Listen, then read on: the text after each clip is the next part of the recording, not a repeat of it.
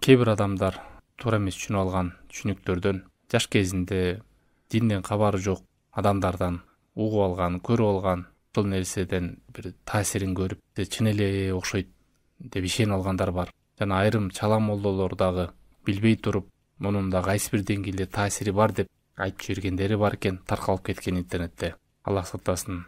Жатарда жаздыктын алдына бычак коюп койсо, жин шайтандар зыян бере албайт.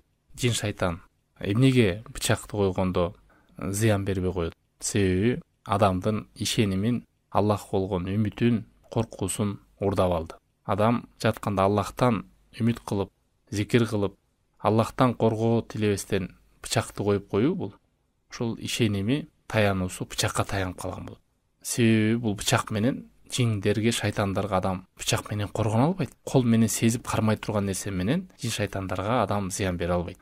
Алардан тоскоол болуш нерсе бул Аллах Тааланы эстөө, зикир менен, Аллах Тааламдан коргоо тилөө менен шайтандан адам оолак болот, алыс болот. Ал эми бычакты коюп койгондо албетте адамга шайтан тоскоол болбойт. Себеби шайтандын аракети адамдын ыйманын, ишенимин, үмүтүн, Аллахтан болгон коркуусун урдап алыш. Болду, шайтанга ушул эле жетиштүү. Жин шайтан адам баласын биринчи ушул капырчылыкка, ширкке жыгат. Эң негизи максат. Болду, бул нерседен түшө турган болсо, калганы чуркап деле аракет кылбайт. Ибн Кайым рахимахуллах китебинде эскерет, 6 тепкичти. Эң биринчиси эле ушул ширк менен капырчылыкка, анан бидатка, анан чоң күнөөлөргө деп. Аллах Таалам Куранда айтпадыбы? Али Имран сүрөсү 75-аят. Фала тахафухум, алардан коркпогула, ва хафуни ин кунтум муъминин, менден корккула, эгер силер чын ыйман болсоңор. Аш-шайтон яидукумул факр ва я'мурукум бил фахша. Шайтан силерди кедейлик менен коркутат жана бузукулукка буйройт. Бани Исраилдердин окуясында да билесиздер. Хасан ал-Басриден келет. Адамдар бир даракка сыйынганын көрүп, Аллахтан башкага сыйын кулчулук кылышып атат деп, ал бакты чапканы барат. Алдынан шайтан чыгып, аны менен күрөшөт. Күрөшкөндө шайтандын муунтуп, ошондой деңгээлге барганда да шайтан айтат: "Сен үйүңө кайтып барсаң, жаздыгың алдынан күндө акча таап турасың" дегенде ишенип артка кайтып келет. Барса чын акчаны табат, эртесүнү акча жок. Анан кайра ачууланып барат. Барса баягы шайтан дагы чыкканда аны менен алышып, мунусунда шайтан күчтүү, аны муундуруп, анан бул жерде эмне болот? Бул жерде биринчисинде ал адам чын эле ихлас менен Аллах үчүн деп барган, күчтүү болгон. Ал эми экинчисинде акчасы жок болуп калып, ачууланып, дүйнө үчүн бар, ихласы жок болуп бар. Мына бул кезде шайтан күчтүү болот. Аллах Тааламды эстеген сайын шайтан алсырайт.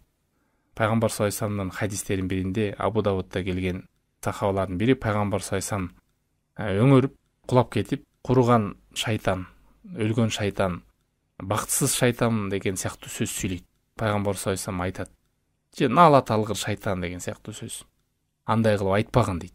Фа иннака ида култа залика таадама хатта якуна мислал бейт. Эгерде сен мынтип айткан болсоң, шайтан чоңоет, үйдөй болуп чоңоюп кетет. Ал айтат керек болсо: "Би куввати", мына менин күчүм менен булар кулап калды, же ушундай кырсыкка учурады. Менден көрүп атат бул нерсени деп.